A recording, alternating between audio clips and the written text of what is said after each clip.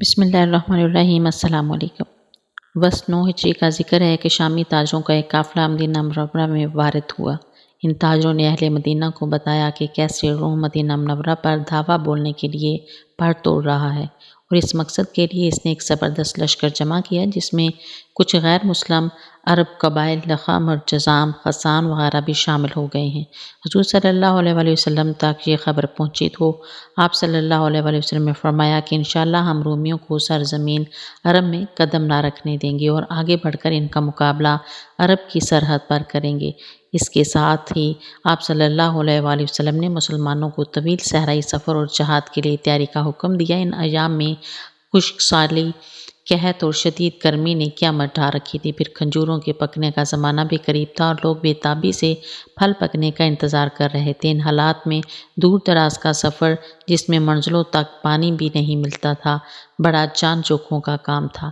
لیکن اہل ایمان نے جو ہی اپنے آقا صلی اللہ علیہ وآلہ وسلم کا حکم سنا، وہ سب کچھ بھول بھال گئے اور ارشاد نبوی پر لبیک کہتے ہوئے دیوانہ وار جہاد کی تیاریوں میں مشغول ہو گئے۔ اس موقع پر جب حضور صلی اللہ علیہ وآلہ وسلم نے مسلمانوں کو مالی قربانی کی ترغیب دی تو انہوں نے اثار و قربانی کے ایسے نمونے دکھائے کہ چشم فلک نے اس سے پہلے کبھی نہ دیکھے تھے۔ حضرت ابوبکر صدیق رضی اللہ تعالیٰ عنہ کے گھر میں جھاڑو پھیر دی اور سوئی سلائی تک لا کر راہ حق میں پیش کر دی۔ حضرت عمر فاروق رضی اللہ تعالیٰ عنہ نے گھر کا آدھا اثاثہ لا کر بارگاہ رسالت میں پیش کر دیا۔ حضرت عثمان غنی رضی اللہ تعالیٰ عنہ نے 1000 دینار طلائی، 900 اونٹ اور 100 گھوڑے مع ساز و سامان نذر کیے۔ حضرت عبد الرحمن بن عوف رضی اللہ تعالیٰ عنہ نے 40,000 درہم نقرے پیش کیے۔ اسی طرح دوسرے صحابہ اور صحابیات رضی اللہ عنہم بھی انفاق فی سبیل اللہ میں بڑھ چڑھ کر حصہ لیا، یہاں تک کہ خواتین نے اپنے زیور تک اتار کر دے دیے۔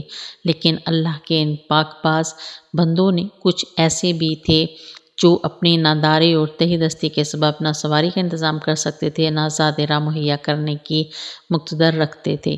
دوسری طرف ان کے جوش ایمان اور شوق جہاد کا یہ عالم تھا کہ گھر میں بیٹھے رہنا کسی صورت گوارا نہ تھا۔ دوسرے مسلمان بھائیوں کو جہاد کی تیاری کرتے دیکھتے تو دل محسوس کر رہ جاتے۔ ایسے ہی کچھ نادار اصحاب رسول بارگاہ رسالت میں حاضر ہوئے اور عرض کی، یا رسول اللہ، ہمارے ماں باپ آپ پر قربان، ہماری حالت آپ سے مخفی نہیں، نہ ہمارے پاس سواری ہے اور نہ ہم زاد راہ مہیا کرنے کی طاقت رکھتے ہیں۔ اگر حضور اس کا بندوبست فرما دے تو ہم بھی جہاد فی سبیل اللہ کی سعادت حاصل کر لیں گے۔ چونکہ لشکر کی تعداد کثیر تھی اور سواریوں اور دوسرے سامان کی شدید قلت، اس لیے حضور صلی اللہ علیہ وآلہ وسلم نے ان کی درخواست قبول کرنے سے معذرت فرمائی۔ سواری اور زاد راہ کے بغیر بے آب و گیا صحرا میں طویل سفر کرنا انسانی طاقت سے باہر ہے، اس لیے بارگاہ نبی صلی اللہ علیہ وآلہ وسلم سے صاف جواب پا کر یہ لوگ سخت دل شکستہ ہوئے اور اپنی محرومی پر مایوس ہو کر رونے لگے۔ اللہ تعالیٰ کو ان کا جذبہ اخلاص اس قدر پسند آیا کہ ان کے حق میں سورہ توبہ میں یہ آیت نازل ہوئی۔ ترجمہ: اور نہ ان لوگوں پر کوئی الزام ہے کہ جب وہ تمہارے پاس آئے کہ تم ان کے لیے سواری کا انتظام کرو تو تم نے کہا کہ میرے پاس کوئی سواری نہیں ہے۔ یہ سن کر وہ پلٹ گئے اور خرچ میسر نہ آنے کے غم میں ان کی آنکھیں اشک بار تھیں۔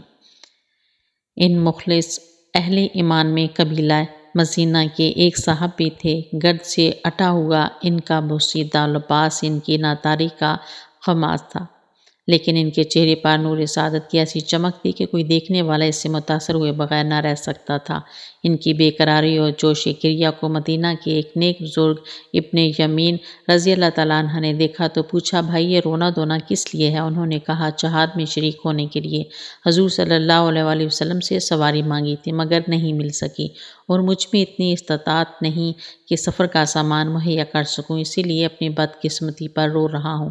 یہ سن کر ابن یمین رضی اللہ تعالیٰ عنہ نے انہیں ایک اونٹ اور کچھ کھجوریں ہدیہ پیش کیں۔ خلاف توقع سواری اور زاد راہ پا کر وہ صحاب رسول اتنی مسرور ہوئے کہ قدم زمین پر نہ ٹکتے تھے۔ بڑے ذوق و شوق سے اسلامی لشکر میں جا شامل ہوئے اور مدینہ منورہ سے تبوک تک حضور صلی اللہ علیہ وآلہ وسلم کی ہم رکابی کا شرف حاصل کیا۔ یہ صاحب رسول جن کے جوش ایمان اور جذبہ اخلاص کی بارگاہ الہی میں پرزور الفاظ میں پذیرائی ہوئی، اور جن کی دلی تمنا کو پورا کرنے کے لیے اللہ تعالیٰ نے اپنے ایک اور نیک بندے کو وسیلہ بنا دیا۔ حضرت عبداللہ بن مغفل رضی اللہ تعالیٰ عنہ تھے۔ حضرت ابو سعید عبداللہ بن مغفل رضی اللہ تعالیٰ عنہ کا تعلق قبیلہ مزینہ سے تھا۔ حضرت عبداللہ بن مغفل رضی اللہ تعالیٰ عنہ 6 ہجری میں شرف اسلام سے بہراور ہوئے۔ ان کے قبول اسلام کے تھوڑا عرصے بعد حضور صلی اللہ علیہ وآلہ وسلم عمرہ کے لیے مکہ روانہ ہوئے۔ اس سفر میں 1400 صحابہ کرام رضی اللہ عنہم حضور صلی اللہ علیہ وآلہ وسلم کے ہم رکاب تھے۔ ان میں حضرت عبداللہ بن مغفل رضی اللہ تعالیٰ عنہ بھی شامل تھے۔ جب حضور صلی اللہ علیہ وآلہ وسلم کو خبر ملی کہ قریش مکہ مسلمانوں کی مزاحمت کا ارادہ رکھتے ہیں، تو آپ صلی اللہ علیہ وآلہ وسلم نے حدیبیہ کے مقام پر پڑاؤ ڈال دیا۔ اسی جگہ بیت رضوان کا عظیم الشان واقعہ پیش آیا، جس میں اس موقع پر موجود تمام صحابہ کرام رضی اللہ عنہم نے حضور صلی اللہ علیہ وآلہ وسلم کے دست مبارک پر بڑے ذوق و شوق سے جانساری کی بیعت کی۔ حضرت عبداللہ رضی اللہ تعالیٰ عنہ نے بھی یہ سعادت حاصل کی، اور یوں وہ ان خوش بخت اصحاب میں شامل ہو گئے جن کو اللہ تعالیٰ نے کھلے لفظوں میں اپنی خوشنودی کی بشارت دی۔ صلح حدیبیہ کے بعد غزوہ خیبر پیش آیا۔ حضرت عبداللہ رضی اللہ تعالیٰ عنہ اس غزوے میں بھی جان بازانہ شریک ہوئے۔ صحیح بخاری میں ان سے یہ واقعہ منقول ہے کہ ہم نے خیبر کا محاصرہ کر رکھا تھا، میں بھی محاصرین میں شامل تھا۔ اثناء محاصرہ میں کسی نے چربی سے بھری ہوئی تھیلی اوپر سے پھینکی، میں اسے اٹھانے کے لیے آگے بڑھا، لیکن جب دیکھا کہ رسول صلی اللہ علیہ وآلہ وسلم دیکھ رہے ہیں تو میں سخت نادم ہوا۔ فتح مکہ 8 ہجری میں حضرت عبداللہ بن مغفل رضی اللہ تعالیٰ عنہ ان 10,000 قدوسیوں میں شامل تھے، جنہیں اس موقع پر سرور کونین صلی اللہ علیہ وآلہ وسلم کی ہم رکابی کا شرف حاصل ہوا۔ 9 ہجری میں غزوہ تبوک پیش آیا۔ اس موقع پر حضرت عبداللہ رضی اللہ تعالیٰ عنہ نے جس اخلاص اور جوش ایمان کا مظاہرہ کیا، اس کا ذکر اوپر آ چکا ہے۔ انہوں نے اپنے جذبہ فدویت اور اخلاص فی الدین کی بدولت بارگاہ نبوی میں درجہ تقرب حاصل کر لیا۔ قبول اسلام کے بعد برابر کئی سال تک مدینہ منورہ میں مقیم رہ کر فیضان نبوی سے بہرہ یاب ہوئے، یہاں تک کہ فضلاء صحابہ میں شمار ہونے لگے۔ 11 ہجری میں حضور صلی اللہ علیہ وآلہ وسلم نے رحلت فرمائی تو حضرت عبداللہ رضی اللہ تعالیٰ عنہ پر کوہ غم ٹوٹ پڑا۔ علامہ ابن سعد رحمۃ اللہ علیہ کا بیان ہے کہ حضور صلی اللہ علیہ وسلم کے وصال کے بعد حضرت عبداللہ بن مغفل رضی اللہ تعالیٰ عنہ نے مدینہ منورہ کی سکونت ترک کر دی اور اپنے وطن جا کر مقیم ہو گئے۔ حضرت عمر فاروق رضی اللہ تعالیٰ عنہ کے عہد خلافت میں بصرہ آباد ہوا تو امیر المومنین کو چند ایسے لوگوں کی تلاش ہوئی جو وہاں کے باشندوں کو قرآن و حدیث اور فقہی مسائل کی تعلیم دے سکیں۔ اس سلسلے میں ان کی نگاہ انتخاب حضرت عبداللہ بن مغفل رضی اللہ تعالیٰ عنہ پر پڑی، جنہیں انہوں نے 5 دوسرے صحابہ رضی اللہ عنہم کے ساتھ اہل بصرہ کی تعلیم و تربیت پر مامور کر دیا۔ امیر المومنین کے ارشاد کی تعمیل میں حضرت عبداللہ رضی اللہ تعالیٰ عنہ بصرہ چلے گئے تو لیکن ان کے دل میں ہر وقت شوق جہاد موزن رہتا تھا، جو انہیں چین سے نہیں بیٹھنے دیتا تھا۔ کچھ عرصہ بعد عراق عرب جانے والے مجاہدین میں شامل ہو گیا اور ایرانی فوجوں کے خلاف کئی معرکوں میں اپنی سرفروشی کی جوہر دکھائے۔ 17 ہجری میں حضرت ابو موسیٰ اشعری رضی اللہ تعالیٰ عنہ حاکم بصرہ نے خوزستان پر فوج کشتی کی تو حضرت عبداللہ بن مغفل رضی اللہ تعالیٰ عنہ بھی ان کے لشکر میں شامل ہو گئے۔ حافظ ابن عبد البر رحمۃ اللہ علیہ نے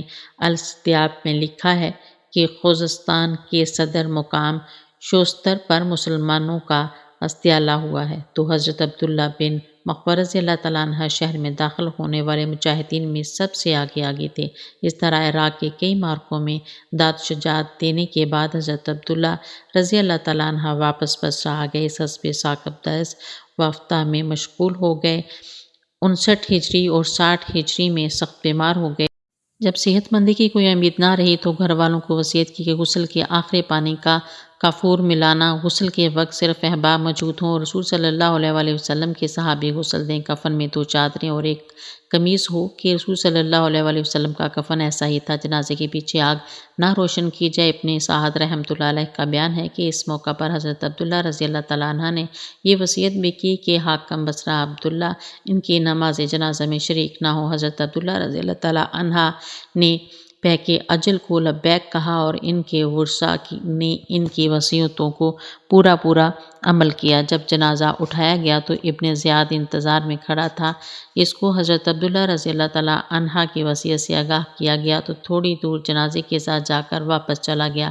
جلیل القدر صحابی حضرت ابو برزہ اسلمی رضی اللہ تعالیٰ عنہ نے نماز جنازہ پڑھائی اور پھر اس موذن فضل و کمال کو سرزمین بصرہ میں سپرد خاک کر دیا گیا۔ حضرت عبداللہ بن مغفر رضی اللہ تعالیٰ عنہ کے صحیفہ اخلاق میں جب رسول صلی اللہ علیہ وسلم شوق جہاد، اخلاص فی الدین، اسماء حسنہ کی پیروی اور بدعات سے اجتناب سب سے بڑی نمایاں ابواب ہیں، لوگوں کو بڑے لطف و انصبات سے حضور صلی اللہ علیہ وسلم کے ارشادات سناتے تھے اور ایسے کاموں سے منع فرماتے تھے جن کو حضور صلی اللہ علیہ وسلم نے ناپسند فرمایا۔ صحیح بخاری میں ان سے روایت ہے کہ میں نے ایک شخص کو کینکر پھینکتے ہوئے دیکھا تو اس سے کہا کہ بھائی کینکر نہ پھینکو، ایسا کرنے سے رسول صلی اللہ علیہ وسلم نے منع کیا ہے۔ میں نے آپ صلی اللہ علیہ وسلم کو یہ فرماتے ہوئے سنا کہ اس سے نہ شکار مرتا ہے اور نہ کوئی دشمن زخمی ہو سکتا ہے، البتہ کسی کا دانت ٹوٹ جائے گا یا آنکھ پھوٹ جائے گی۔ چند روز بعد اسے میں نے پھر اینٹ مارتے ہوئے دیکھا تو کہا کہ میں نے تجھ سے رسول صلی اللہ علیہ وسلم کی حدیث بیان کی تھی، تو پھر بھی اینٹیں مارتا ہے، جا میں تجھ سے اتنے روز بات نہیں کروں گا۔ مسند احمد بن حنبل میں حضرت عبداللہ رضی اللہ تعالیٰ عنہ کے صاحبزادے سے روایت ہے کہ میں نے اپنے والد سے بڑھ کر بدعات کو برا سمجھنے والا کوئی نہیں دیکھا۔ ایک مرتبہ میں نے نماز میں بسم اللہ جہر کے ساتھ پڑھی، جب سلام پھیرا تو والد نے کہا بیٹا اسلام میں باتیں نہ بڑھاؤ۔ میں نے رسول صلی اللہ علیہ وسلم، ابو بکر رضی اللہ تعالیٰ عنہ، عمر رضی اللہ تعالیٰ عنہ، عثمان رضی اللہ تعالیٰ عنہ کے پیچھے نمازیں پڑھی ہیں، ان میں سے کوئی بھی نماز میں بسم اللہ جہر کے ساتھ نہیں پڑھتے تھے۔ سنن ابی داؤد میں حضرت عبداللہ رضی اللہ تعالیٰ عنہ سے روایت ہے کہ رسول صلی اللہ علیہ وسلم نے ہدایت فرمائی کہ تم میں سے کوئی ہرگز ایسا نہ کرے کہ اپنے غسل خانہ میں پہلے پیشاب کرے اور پھر اس میں غسل کرے یا وضو کرے، کیونکہ اکثر وسوسے اسی سے پیدا ہوتے ہیں۔ غرض حضرت عبداللہ رضی اللہ تعالیٰ عنہ اسی طرح لوگوں کو حضور صلی اللہ علیہ وسلم کے ارشادات سنا کر دم آخر تک حسن اخلاق اور حسن معاشرت کی تعلیم دیتے رہے۔ اللہ تعالیٰ کی ان پر ہزار بار رحمتیں نازل ہوں، آمین یا رب العالمین۔ میری مزید ویڈیو دیکھنے کے لیے میرے چینل کو سبسکرائب کریں، ویڈیو کو لائک اور شیئر کریں۔ اللہ حافظ۔